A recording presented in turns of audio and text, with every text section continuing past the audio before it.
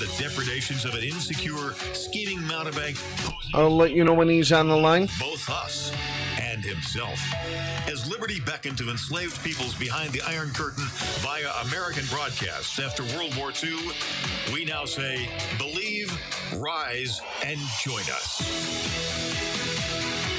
Welcome to Radio Free New York. All right, everybody. Thank you so much for joining us here on Radio Free New York. I'm your host, Andrew Hollister, and I've got Bob Savage here in the studio with me. Dennis. As always, and I believe we have a caller on the line just to start the show right out. Dennis Miller, Southern California. Go ahead. Thank you, my friend. About this local state tax, I am so indignant. Oh, sorry, that's your line. So, we meet again here on the WYSL stations, and looking forward to your appearance coming up here in March. Well, I talked to Mark yesterday. Let me shut this drape for a second. God, it's hot. I know that sounds bad to people back in the snow belt, but it's hot out here today in Santa Barbara. I talked to Mark Steyn yesterday. Right? Pardon? No, I said, sure, rub it in. Go ahead. As soon as I said it, I tried to gather it back into my pie hole because I said people in that part of the country don't want to hear you say, let me shut the drape, the sun's so hot. So anyway, sorry about that. Faux pas on my part. That's okay. No big deal. It's just 6 degrees this weekend and about a foot of snow anyway. But, typical upstate New York weather.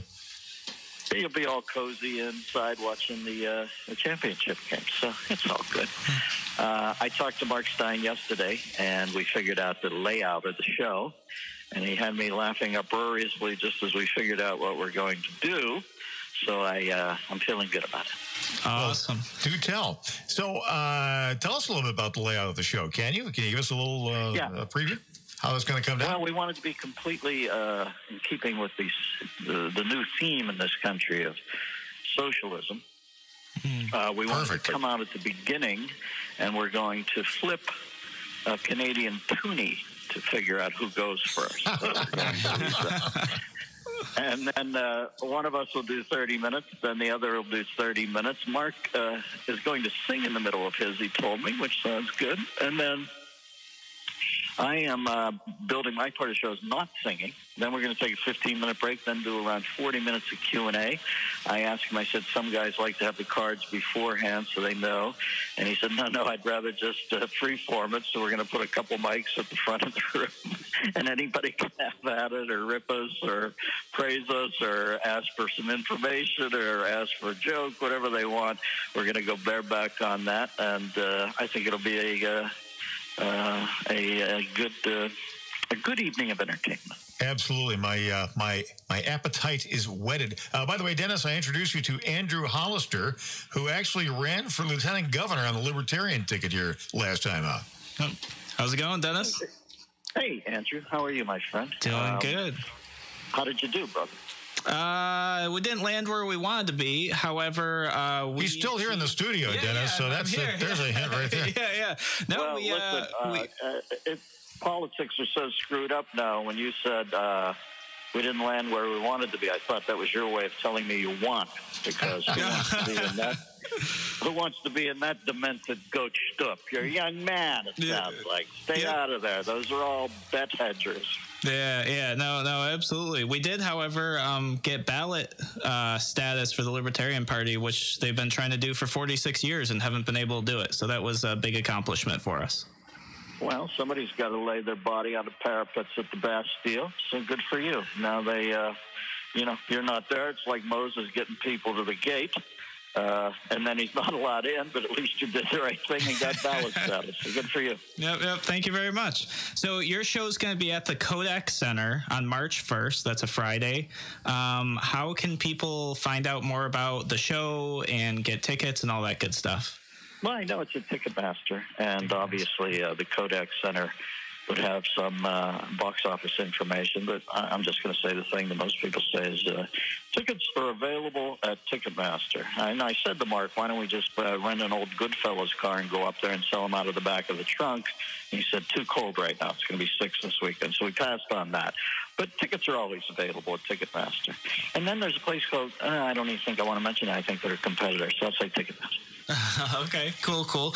And did so I saw that you've got, is this show Fake News, Real Jokes, or is it a spinoff of that? Because I saw it's on Amazon, iTunes, Steam, Google Play, like all over the place. Is this like a true millennial? Show? He has to rattle off all the platforms for you, Dennis. You have the hipness factor make sure in there. Everybody, knows where to find his content. Absolutely. Wow, millennials, boy, they they are all over that world. Never have lives less lived than more chronicled. Sorry to throw the shot at you there, kiddo. That was my solo special, my 9th one, and it did pretty well at the end of last year. I was happy with it, and sold some streaming. And this is Mark and I in a different thing called the Adorable Deplorable Tour, where I've written a new 20, and I haven't seen his yet. And like I said, a lot of it's just going to be bandage that happens during the evening, so I can't predict what that'll be. But there'll be a few jokes from the Fake News, Real Jokes special, but this will be new. It's kind of a experimental dimension to this whole thing, I gather, because you and Mark have now worked together, I understand. No, we're going to do these 4 dates and see how it falls. Now, when I've interacted with him at dinner or we have our phone calls, he makes me laugh uproariously. He's a super brainy guy. So, the funny part is what shocks you. I always knew he was clever, but Jesus, he's funny. But he's a brilliant cat. I was the one who solicited this at first because I was just so enamored of him from afar. I thought he and Jordan Peterson resonate with me. They make so much sense. So I called Mark. He was amenable. So we're going to try 4 of them up there in the Northeast Corridor because he's a busy cat right now, and he lives out that way. And I don't mind coming back east for a week. And in between the 2 shows on one weekend and the 2 shows on the other, I'm going to shoot down to spring training in Florida with my one son for a week. And so we'll after these 4 shows, we'll know. I think we'll coexist peacefully. We'll see if we sell any tickets and if the crowd digs the rhythms of it. Give us a couple good Yelp reviews, and we're onward and upward. Well, a light bulb just went on over my head. I don't know if you saw that while you were just mentioning Jordan Peterson, because I saw him at the very same venue where you guys are going to be. That was last September. Now, there's potential there. Jordan Peterson and Dennis Miller. Ever give that some thought? I would like to go out with Steyn, too, because just to sit and watch those 2 work off each other would be invigorating. I'd feel like Enrico Fermi accelerating the particles at the cyclotron at the University of Chicago. How was Peterson, by the way? I've watched around 5 of his things, and I always say, if I had to debate one person on the planet that I wouldn't debate, it'd be him. Yeah, no, that would not be advisable. Very smart. There's a droll quality there that actually reminds me of you. He totally transfixed the house, and I'll tell you, Dennis, I was very encouraged by the audience, because not only was it overwhelmingly young male, they were all dressed for the occasion. They're all wearing sport coats. And the Q&A was it was very probing. There was a lot of soul, a lot of interest there, a lot of insight that we tend to be, I don't know, kind of dismissive of the younger generation. And this gave me a lot of hope, the audience for Jordan. Well, listen, if you buttress Jordan Peterson up against the occluded front that is Alexandria Ocasio-Cortez, you'd have a thunderstorm breakout. It'd be like a Northern Banks type thunderstorm breakout. And that's what it's come down to in this country. You've got guys like Peterson, they're decried as Nazis. You've got people like Ocasio-Cortez, who actually is a socialist, and she bridles at the socialist thing and just says she's more feeling than you. That's what it's coming down to in this country. That's the one thing about Trump that you really have to admire, is he has put the jeweler's loop on a cultural bifurcation that is going to come to a head sometime. And I don't mean in a civil war. They always play that card on you. It's going one way or the other in 2020. They're either going to run Kamala Harris or Cory Booker or some of the ancient mariners, Biden, maybe Hillary again, Bernie Sanders, an avowed socialist, and they're going to do it against what's this Dow up today? 25 or 500. The country's turning along pretty well. It had a big burp. He called it a hiccup. I'll call it a burp in December. But the country is going along pretty well. I don't see missiles being lobbed into the Sea of Japan. I think we've gotten the attention of most idiots in the world, and they know that this guy's not to be trifled with. And you're going to have to go into 2020 and say, do you like what you see now or not? And I can't predict. I saw James Woods wrote a great article today, or they interviewed him on Breitbart, him saying, take Ocasio-Cortez lightly at your own risk. Because believe it or not, there's around 50% of this country that favors that approach and favors what Trump's going on right now. Listen, Trump is a rough guy. He plays rough. He plays loose with it. But say this about him. His outer voice is an accurate depiction of his inner voice, warts and all. I don't think Ocasio-Cortez's outer voice and inner voice have ever even had a cup of coffee together. Nice riff. Appreciate that very much. And I think that the president has underscored the idea in this country that, I just lost it. Go ahead, Andrew. Take it away. Oh. This is the curse of being 69 years old, Dennis. You know Edvard Munch's famous painting, The Scream, where the colors all resonate out. I guarantee you, if you had a Polaroid of Pelosi on that bus yesterday, you wouldn't be able to tell the difference from Pelosi's photo and Monk's The Scream, because she must have went bat guano. Oh, I'm sure. After seeing that letter go out, I could only imagine. I love that letter. By the way, your free-to-fly commercial. Oh, my God. I found that so cathartic. I know they're going to call it childish, and I'm going to say maybe it's time we get a little childlike in this country then, because that's exactly it. They're on our dime, and they treat us like we're less than a plug nickel, and that's a problem in this country right now. Yeah, no, I agree totally, and you hit it right. You're free to fly commercial. Yeah, if a whole bunch of other people, they're not getting their paychecks paid out of your own pocket. So listen, the last time Pelosi or Schumer flew commercial, they can't remember if it was Orville or Wilbur who lost their bag. Got it. Okay, ladies and gentlemen, Dennis Miller, the Adorable Deplorable, or is it Deplorable Adorable, tour coming up here March 1st at the Kodak Center. Tickets available at Ticketmaster, as Dennis has told us. Thanks so much for being on the program, Dennis. Nice to talk to you guys. Good luck on your next run there, brother. But like you said, it's all incremental. You took the first step. Someday they'll look back on you and say, that's the cat who got us on the ballot. So congrats. Thank you very much. Later. Dennis Miller on Radio Free New York, and we will be right back with Andrew C. Hollister and more discussion for your Friday program. Thanks for joining us.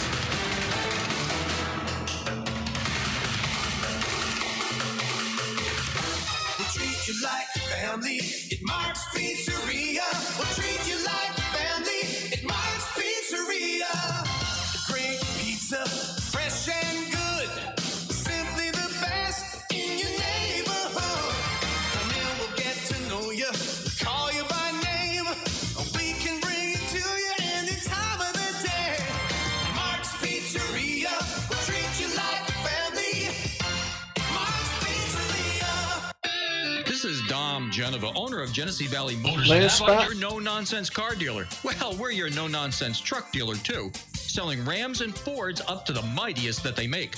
And we have a shop with Master Techs open from 7 a.m. to 8 p.m. 6 days a week, even Saturday, so you can get your truck serviced when it's not billing hours for you.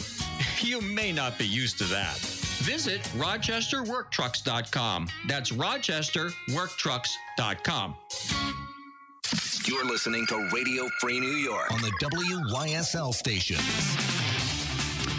All right, welcome back to Radio Free New York. We just had Dennis Miller on the show, so if you missed it, catch it on the podcast, catch it on YouTube, Facebook, Twitter, and we're streaming live there right now on all of those platforms. I was going to say, what's happening on the platforms? Any people in Australia or Upper Slobovia? Actually, the overwhelming majority of the people who at least tune into the live stream are Western New York. So I've got a couple, every once in a while I'll see a few pop in from Czech Republic. My friends from Czech Republic will pop into the live stream here. But when I look at the stats, where although you could access it anywhere in the nation, it's pretty heavily Western New York and a few other spots along there. Guys, there's this thing called the radio. Yeah. You ever try that? It's like this little box, and you just twist the knob to the right, and you listen until you hear Andrew. Yep. That's how it works. It's an amazing thing. Yeah. No keyboards necessary? No, nothing. You can catch it on your phone and stuff too. So the interesting thing about Dennis Miller is, man, that guy's got a resume like a mile long. Yeah, he's been everywhere, man. He's been everywhere, like the song says. And the interesting thing is, the last time we talked to him, he said that he was kind of burned out on and trying to position himself away from politics. But boy, from our conversation, you couldn't tell that. He just took right off on Trump and Pelosi and Ocasio-Cortez and. Yeah. Well, and it's funny. So I and I don't know if the listeners really know this or not. So I didn't really grow up watching television, believe it or not. I've never actually had cable in any home that I've lived in ever in my life. And maybe that's why I'm what a lot of people would call a free thinker. I don't know. So when it came up, I was like, man, I gotta go research, watch some of his stuff, make sure I'm up to date on just what's going on with him. And as I was talking with people, it didn't matter where somebody's background was from. They just loved the guy. Didn't matter if they were dyed-in-the-wool Democrats or super red Republicans, younger or older. It didn't matter. People just really enjoy hearing him, enjoy his comedy, everything. So he's done a pretty good job, I'd say. But the one thing that was consistent all across, and I wondered, I actually told my wife this as I was driving over here, is he has this thing where he just always has to hit Pelosi, which I'm fine with. It's funny, but every single target. Yeah. So, and sure enough, he did. So he didn't leave. He did exactly how I thought he did. So he's consistent for sure. Okay, let's circle back to you're telling us about how you grew up without television. Was that a matter of choice, or how did that come? Or you just weren't interested in it? I think it was a combination of things, right? So some of the combination was my mother was just very much against television. Very, very against television. Kind of technology. So you grew up in what, the late 90s, wasn't it? Yeah, so I was born in 88, so I grew up, mid to late 90s. By the time I was in like middle school and high school, I was just outdoors a lot. I did track, soccer, things like that. And just spent time with my friends. What I did with my friends was we'd get on bikes and go on bike rides on the canal path. It sounds like my childhood. There was television, but it was nothing like it is today. I mean, literally, most of my childhood, there were 2 TV stations available in Rochester. Yep. And as a matter of fact, for about half of that time, TV didn't sign on until 5 o'clock in the afternoon. There's like no daytime TV. Interesting. I don't know. I never missed it. And I did exactly what you did, out on the bikes. Yep. I spent a lot of time outdoors and poking things and doing stuff that, young boys do. Yep. And, I think the fact that we never had cable was just, we were a family of 7. It was hard to provide for a family of 7. So I think it never made financial sense to have cable. So we just never had it. And cable's always been relatively expensive, hasn't it? I feel like it's pretty expensive. Yeah. But today it's nuts. I mean, a $200 monthly cable bill is not unusual. Oh yeah, I mean that's like that's almost more than a car payment, depending on what you got. $200-300. So yeah, it's so it was interesting checking that out. Somebody actually commented in on YouTube though and said that there's a lot of problems with fake news, referencing the title that I brought up. That I thought the show was for Dennis Miller, and they said a lot of problems with Dennis Miller's show, or no, the problems with fake news. Oh, we know that. Yep. But what they said that a lot of people don't talk about the issue with fake news is people can't agree on what real news is, which is actually pretty valid, because what people define as real news many times ends up being just whichever side they're on. It's opinion, it's not fact. This whole fake news thing is, the subjective nature of it should be readily apparent to anybody. And, my facts are your fake news and vice versa. And it's kind of, because it's such a semantic and subjective thing, it's kind of a ridiculous discussion to have. Yeah. So it's interesting that came up, and I'm like, you're right, because people will be like, oh, Fox News is fake news, CNN is fake news. Like, every news is fake news because they don't agree with it, not that it's not accurate. And I think as a society and as culture, we need to go back to the idea of let's look at facts. And we've talked about on other shows how things are being promoted as analysis when really they're just opinions. And I think the other issue is, and being a technology guy, I love the internet, but what has happened is it's become so saturated with opinions that it's really hard to find accurate information anywhere, whether it's television, radio, internet, printed newspaper. It's just really convoluted. Well, it's kind of like the tyranny of choice. When the expatriates come over from Eastern Europe back during the days of communist domination, and they would walk into an American supermarket, and they would just go into full lockup mode. They couldn't make a choice. There's so many choices. Yep. They're so used to having the choices made for them by government and by authoritarian forces. They didn't know how to choose. And it's kind of the same thing, the smorgasbord of information that you get on the web. There's a fortunate fallout from all of this, and that is because, as you've noted, there is so much opinion out there, masquerading as fact or analysis or whatever. It forces us to think for ourselves and to look at things critically and analytically and say, gee, is this BuzzFeed story really plausible? I mean, is Donald Trump really a Russian agent? How likely is that? Probably not much. And so that's how that points out the whole slippery nature of defining what a fact is. Yeah. Now, you say to the average person, well, what's a fact? And they say, well, everybody knows a fact. A fact's a fact. Everybody knows a fact when they see one. No, you got to look at that a little bit more closely. It's a difficult concept to get your hands around. Absolutely. And that's something I actually learned in science class, actually. Like, how does the science community define facts? And which was really interesting for me to learn. I learned this in high school. It was a biology course. And they said that the science community specifically, the way they determine fact is just when a majority of the science community believes it to be true. Capable of disproof, I think, isn't that another metric? Yeah. So you could disprove it, but in the case of things that maybe don't have like a definitive way to disprove or prove it, it's just when the science community hits that threshold where it's like, well, the majority of scientists believe this. This is now how we will teach it.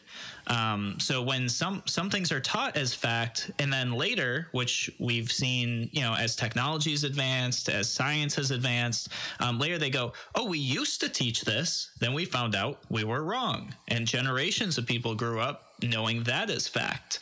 And now today it's like, nope, that was wrong. I mean, you take things even like our periodic table. It used to be a lot smaller. And as things progressed, it's bigger. There's more elements in there. Yeah, we've added Ocasio-Cortezium to that. Bacon is on there now, I see. Oh, is it? Great. Yeah. I think bacon does deserve to be on there personally. I enjoy bacon. Yep. Bourbon should have its own spot too. And then I think it'll be complete right there. So for some of the people who don't know, Larry Sharpe was in Rochester this week, which was I felt a disturbance in the force. Yeah, you felt it, right? Yep. So Larry and I did a couple events yesterday, and for those of you who are like, Larry Sharpe, who's that? Hopefully nobody who's listening is saying that, but just in case, who's Larry Sharpe? Yeah. So Larry Sharpe ran for governor in 2018 last year against Cuomo, and he is out and about at it again. He's going around redoing the tour. He was the only candidate running for governor that actually went to all of the counties in New York State. In fact, I think the only candidate that's done it in like over 10 years or something like that. I can't remember the last candidate that's actually visited all of the counties in New York. Well, see, you have to be actually interested in upstate New York to visit really all the counties. If you only care about the island and the 5 boroughs, you tend not to come up here. Yeah, no, it's true. Or you got to go to Buffalo because you got to see the Buffalo Billion. Yeah, or they'll just hit the major metro areas. They'll do Buffalo, Syracuse, Rochester, maybe Utica, and that's about it. But no, so Larry's out. He's about meeting with community, and both of us are out. We're actually doing things, and our big push is 2 things. One is home rule, which we've talked about before. Maybe we'll talk about later in the show. But the other thing is just being there, listening to people still, providing our ideas still, talking about what's working, what's not working, and just still being a part of the community across the state to keep hope alive, keep people going. And we'll talk a little bit more about that. We're going to take a short break here, and we'll be back here in a moment on Radio Free New York.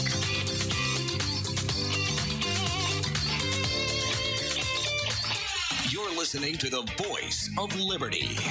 WYSL. AM 1040 Avon, Rochester, FM 92.1 Rochester, FM 95.5 Spencerport, and WYSL1040.com everywhere.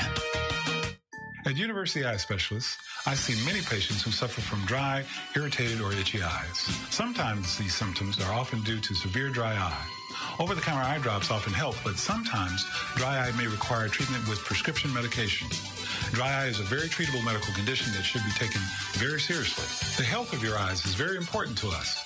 Please feel free to call any one of our local offices for an appointment. In America, we are living longer, healthier lives. The longer we live, the more likely we are to develop eye conditions such as glaucoma, macular degeneration, and diabetic eye disease.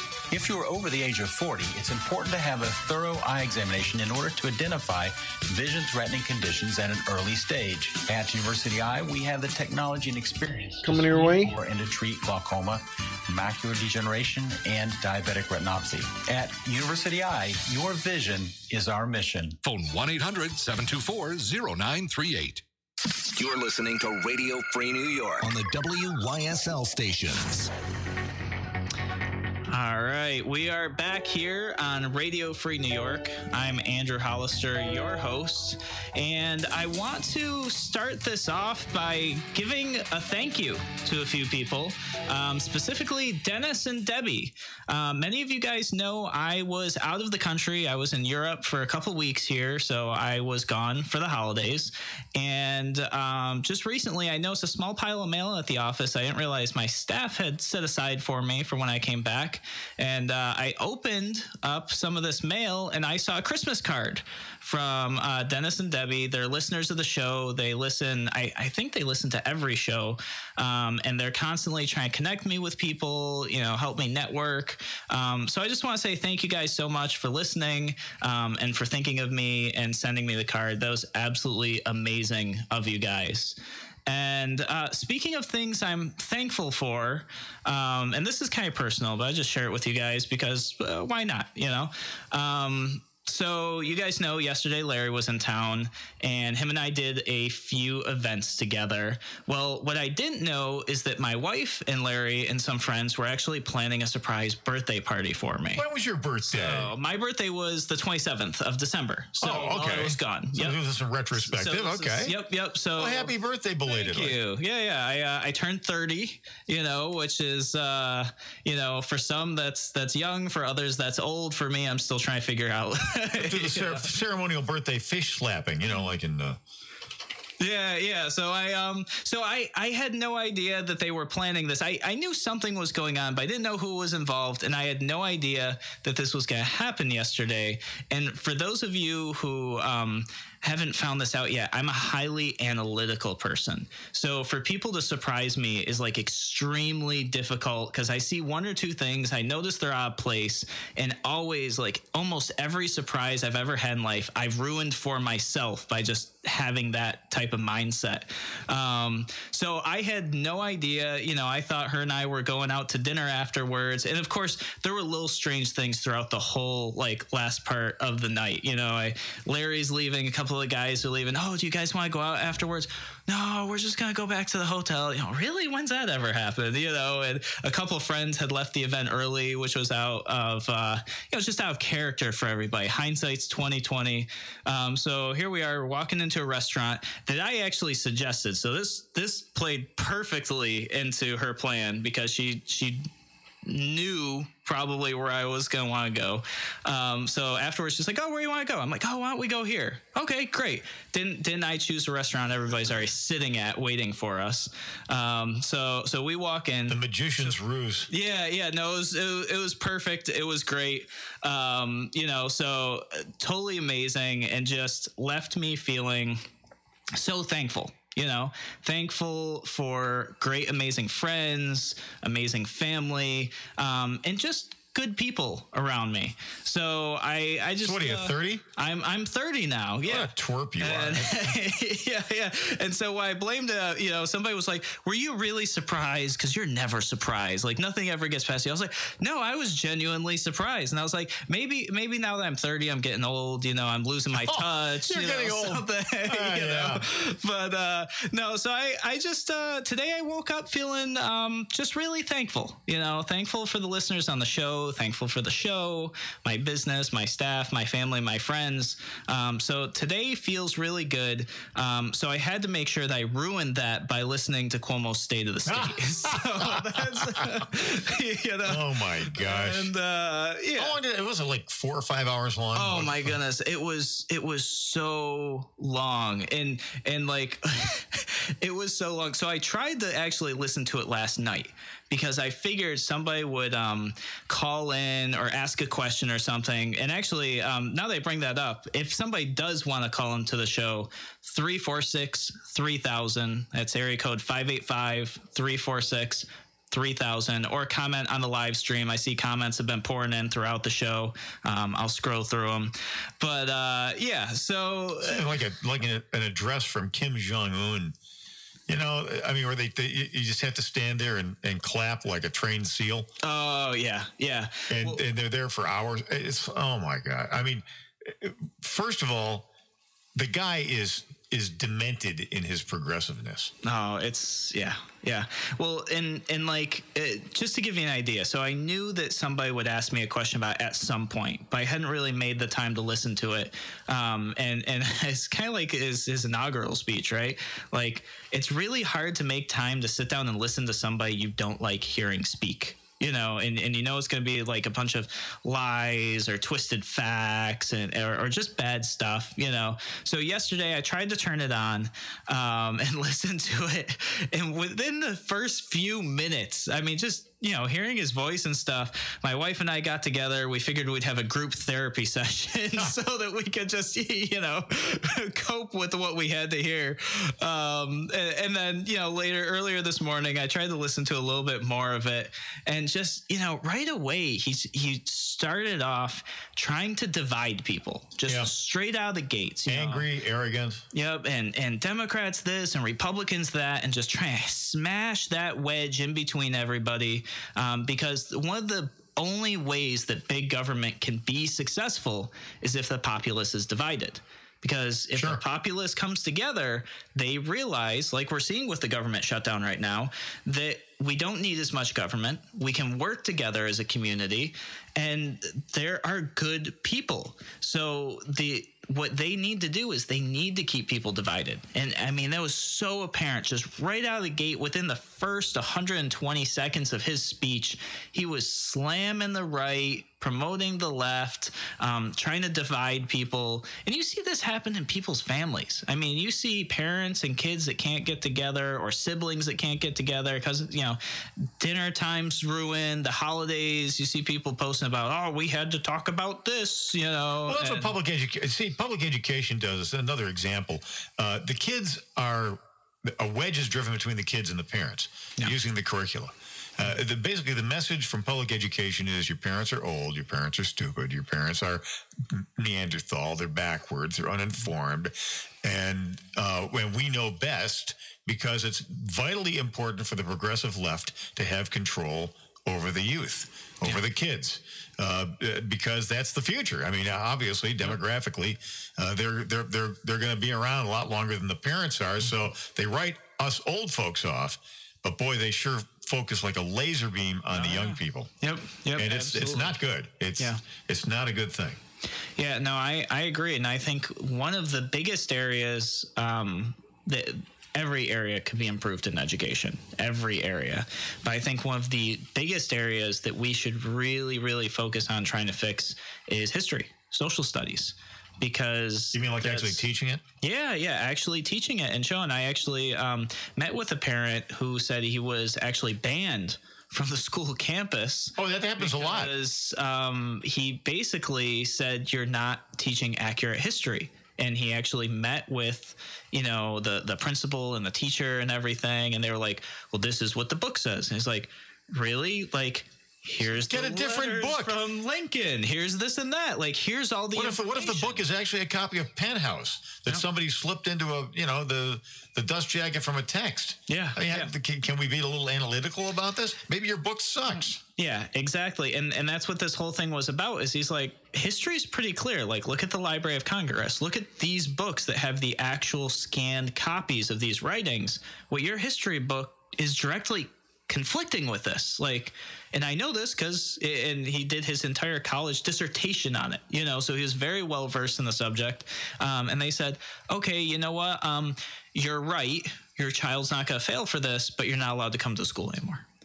And that's just, we're discouraging people from being free-thinking people. We're discouraging people for going out and finding accurate information. And what that's literally doing, and I've got friends that tell me about this, and this was high school, but I have friends who have gone through college, and they tell me that what they do is they write their paper in agreement with whatever the professor's political affiliation is, because they're worried about failing. It's a matter of survival now. Yeah. So and this is the totalitarian world that's being dreamed up for us by the left, and you see it manifesting. It's always authority. It's always, okay, Mr. Dissertation, shut up and get off our campus. Yeah, we don't want to hear the truth. Yeah, and the thing that's just surprising to me about that, or that it's even like acceptable in society, is why should or would the students even know the political background or political beliefs of their professors? It should be totally independent. Exactly. You shouldn't know it. The professors are supposed to be a conduit of the truth and independent thought, and teaching these kids how to think, not what to think, which is, of course, not the agenda in higher education today. It certainly, if it wasn't that, it's very hard to see it any other way. But what we should be teaching is critical thinking. We should be providing education in the form of this is what happens. And we talked earlier on the show how facts can change, and facts aren't always as clear as we'd like to pretend that they are. But education, higher education, high school education, elementary education should never be where a child even knows or knows what the teacher's political beliefs are or personal beliefs are, even as far as I'd say like religion, unless you're paying to go to like a private religious school and you're paying for that to be a part of your education. I think that for education to be truly rich and to take that child throughout life, that you check those things at the door. And you go in and you teach critical thinking, you teach problem-solving skills, you teach that sort of thing, so that then the students can find what's best for them.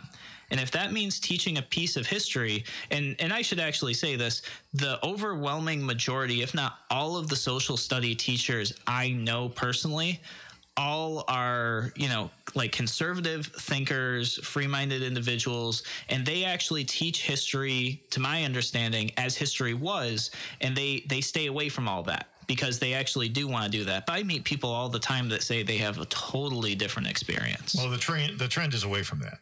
Yeah. And we frequently tell the story of, when we were kids, your high school teachers were they had a particular love for the subject matter. So your math teacher really, really loved algebra, geometry, trig, whatever it is.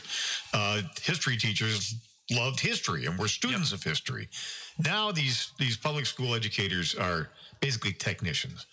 They're there to kind of shepherd the kids through this preordained curriculum, and they get the handouts, and they're told, once again, it's a politically charged, slanted version of.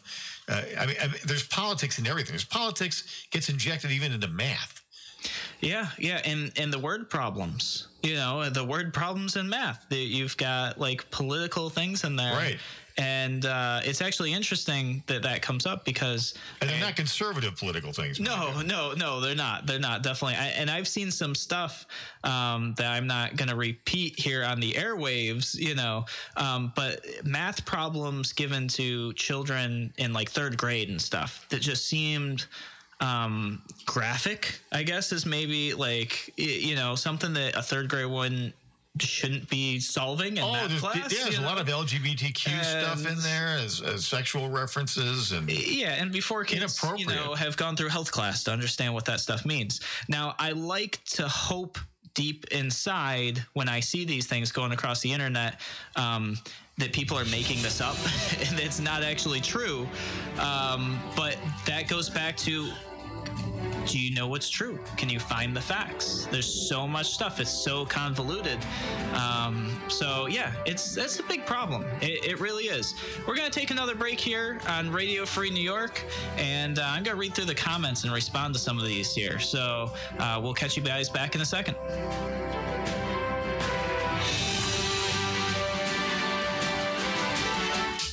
From Avon Feed and Supply, introducing Dry Shod waterproof footwear. Dry, comfortable feet, even on those warmer days. Avon Feed has a big selection of dry shod for men and women, offering fully flexible athletic shoe sizing for great fit and maneuverability. Its exclusive insulation breathes and keeps you warm without bulk, and you'll stay dry top to bottom with state-of-the-art waterproofing. While you're at Avon Feed, find everything for your pet, from feeding bowls to toys, leads, collars, beds, crates, and tie-outs. Avon Feed and Supply has with a big pet chain stores will never have. Tim Cole and his great knowledgeable staff. And if you think you'll save money at that pet superstore, well, come on back again.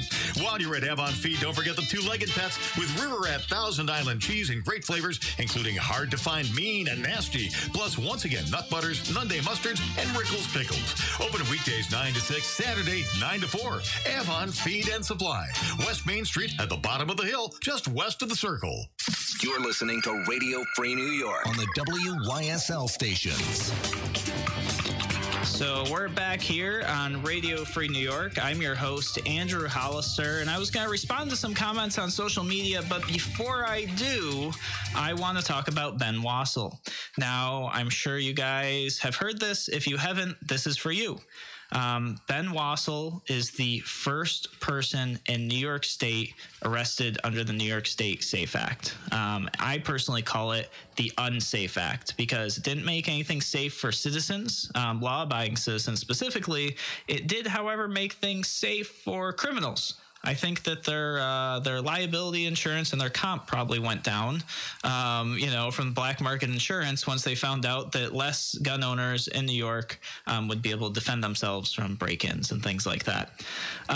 So Ben Wassel, he's a military veteran. He's 90% combat disabled. He's a father of two. He has an appeal for his case on February 28th. 9 a.m., and that'll be at the courthouse on 50 East Ave in Rochester, New York.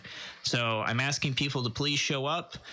Sounds like we're going to have a gathering after the court appearance as well. Also sounds like there's going to possibly be some media there. So what does that mean? That means come dressed appropriately. if the media is going to listen to our side of the story, if the media is going to listen to us, we want to make sure that when we show up, we look like, we want to be taken seriously. So yeah, don't come dressed up as Ben Franklin with a rubber chicken waving around, or some replica of a gun, or please. Yeah, and they, the courtroom, from my understanding, is small, so bring some warm clothes, because we might be standing outside if we can't get in, which is fine. We need to be there. We should be there. So just dress appropriately, make sure you're warm, and please consider showing up. That is February 28th, 9 o'clock in the morning at 50 East Avenue in Rochester. Oh, by the way, parallel case here, just a quick news update. Gun Owners of America and its legal arm, Gun Owners Foundation, this week continued their defense of Jeremy Kettler, who is similarly a disabled combat veteran. GOA-GOF submitted a petition for writ of certiorari before the U.S. Supreme Court on behalf of Kettler after he was convicted for violating the National Firearms Act. The Obama Justice Department brought criminal felony charges against Kettler for illegally possessing, I hope you're sitting down, ladies and gentlemen, an unregistered firearm suppressor. Despite the fact that Kansas, quote, Second Amendment Protection Act protected his actions. So it's going to SCOTUS, and hopefully they'll take the case up. Yeah, absolutely. So once again, Ben Wassel, February 28th, 9 a.m., 50 East Avenue Courthouse. I hope you guys are there with me. Very good. So checking through the comments on social media, a whole bunch of people having fun with the birthday thing here. Jay says that he grew up with floppy disks, riding his bike, playing in the woods, as well. But one of the comments actually that came through on YouTube that I want to hit, especially since I traveled recently, was that his relatives, this guy is Albert is his name. He says, my relatives just got through TSA really fast today at the Newark airport. Shouldn't it be slower during the government shutdown? Is it because less people are deciding to travel during the shutdown? I don't know if less people are traveling or not. I'm not sure. What I have seen, which has been really interesting, is news reports of, in JFK Airport anyways, the TSA agents really getting pretty lax, I think is the best word, playing explicit music over the PA system, things like that. Really? Because the supervisors, I guess, are calling in sick. They're not showing up. They're out driving Uber instead to pay for their bills. I don't know how much of that is true, but I see it popping up like in the news, on Twitter and stuff, people tweeting about it as they're going through security. So I don't know if people are traveling less. I do wonder if people think it's not as safe and maybe traveling less, or if it's just we missed we're outside the holiday season now. Things are probably winding down, and a lot of people are focused on paying their credit card bills from the holidays, so maybe they don't have the money to travel. I'm not sure. But the one thing that I did want to bring up from my trip recently is how TSA, in my opinion, and this is not just here in the United States because I travel internationally as well, is really just security theater. The things that they try to restrict you from and then allow you to have don't necessarily make you safer, but make it extremely inconvenient. And I'll give you guys the example of razors. And I'm sure somebody will comment about the Gillette commercial that I haven't seen, that everybody's losing their minds about. And I haven't used a Gillette product in like 10, 11 years. So I just, I'm not concerned about it. I don't buy their product anyways. But I know apparently that's really, people are getting pretty upset about that. And then other people who said they saw it said there's nothing to be upset about. I don't know. Comment in about that if you have an opinion. But so when I shave, as you guys are looking at me in the live stream, you see I've got some facial hair here, so you're probably thinking, how often do you really shave? When I shave, I use one of those old-fashioned style double safety razors. So I have the blades that go in those, and that's all I have. That's why I travel with. Does Gillette still make blades? I don't know if Gillette does. I don't buy their products. I actually buy blades made in Japan because they have the best steel for razor blades, and they're cheap. I get a pack of 25 blades for maybe less than $1. and it lasts me a good long time, and they don't expire. So I just buy like a little crate of them. They sit there. I haven't bought razor blades in probably like 7 years, I think. So that's what I buy. And these are the blades that you can actually snap in half and put on a straight edge razor, which occasionally I'll do a straight edge razor shave as well when I've got enough time in the day and, want to relax and kind of be methodical with it. So here I go. I make it through USA, TSA. I make it through, who else did I make it through? I think Britain, TSA, and I land in Paris. My bag, I had to re-go through security because that's just however they do it. And my bag gets pulled away and taken, and I get pulled aside and they're like, do you have razors in your bag? And I'm like, yeah, of course I do. How am I gonna shave? Like, I don't travel with like a checked luggage. I only travel with a carry-on. So what's in that bag is what I take with me. And I'm like, yeah, of course I've got razors. Like, what'd you think? Can they tell that from the X-ray? Yeah, clearly they knew already. They knew where in the bag to find it. They're like, you can't have this. Like, what do you mean I can't have this? I've made it through like 3-4 other airports already on this one trip. What do you mean? And they're like, well, in France and Italy, you're not allowed to have this. And I'm like, really? Shaving razors? I can't have this? Okay, whatever. I'm out like 12 cents or something. Go ahead, take it. Then I proceed. I've now made it past security. I'm going in. I go use the bathroom. Aren't they for sale in the bathroom? With the little machine where you can get like moisturizer, condoms, and razors.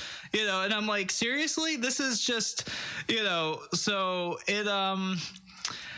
it just goes to show that it's not there to protect you or keep you safe because they're literally selling them. The illusion of safety. Yeah, it's the illusion of safety. I had another interesting thing happen on this trip, and I didn't really think about it. My boots would set off the alarm when I was going through the thing, and this was also in Paris, and it was weird. They don't normally do that. I don't normally have an issue. So they put me through the little thing and the boots are going off or whatever. And then they have you step in like this machine that like analyzes your shoe or something like that. And they go off. And I'm like, what's going on? So ultimately they take my boots, they run it through the x-ray machine, and that's fine. They give them back to me. And so I talk with somebody later and they're like, oh, have you ever gone shooting? You go to the range wearing those boots. Oh, yeah, all the time. I wear these boots all the time. Like, yeah, probably the residue from the gunpowder is what was setting off the machines. I never thought of that before, and that's not normally an issue with me, but it was pretty interesting. So needless to say, they let you go through all of this security, yet they let you take where are they? Like the battery banks and cell phones. Remember when cell phones used to explode and catch on fire and stuff like that? They let you take all this stuff on, and then, and I don't know if you guys know this, you can't have them in a non-pressurized cabin because they can explode. So that's why they say you can't put a laptop in your checked luggage. You can't put a cell phone. Or so if they lose cabin pressure, you got a problem. Absolutely, yeah. And the checked luggage isn't pressurized. Some planes it is, but many planes it's not. So what was really interesting to me is that's a legitimate threat, I think. Having exploding batteries on a plane, that seems pretty dangerous. Want that, no. Yeah. Versus, razor blade that you shave your face with. So a few of the flights I went on, they didn't allow people to take their carry-ons with them. It was a smaller plane, and they're like, nope, we can't check it, or you can't have it, so it gets checked. Well, the flight attendants didn't even know to tell people to take the electronics out of their bags that were going under the plane.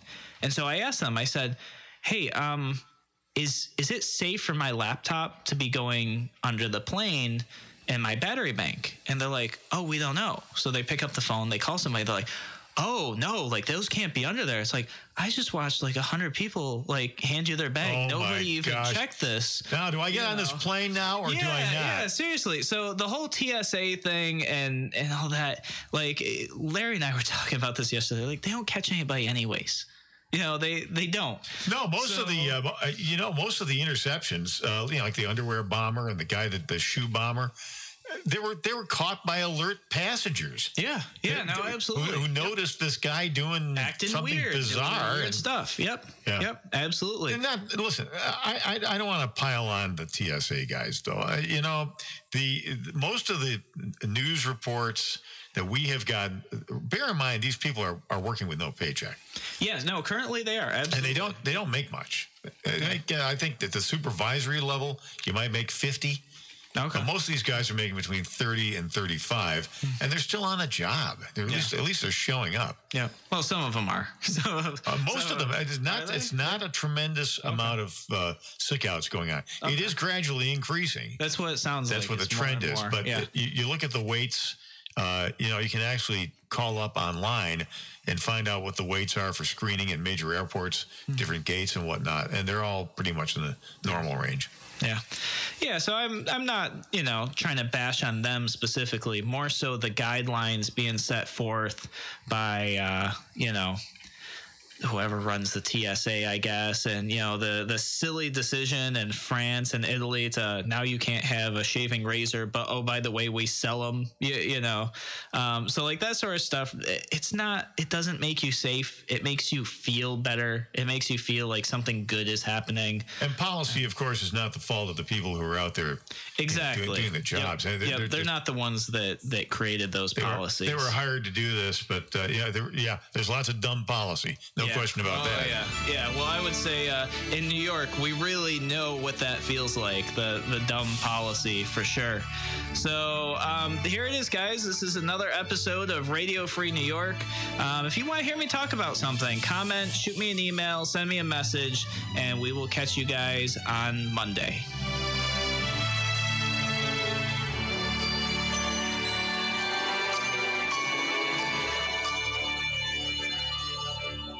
The perfect pre-owned at Patrick. If you're perusing the web for a pre-owned vehicle, Patrick Buick GMC will present you with all the possibilities.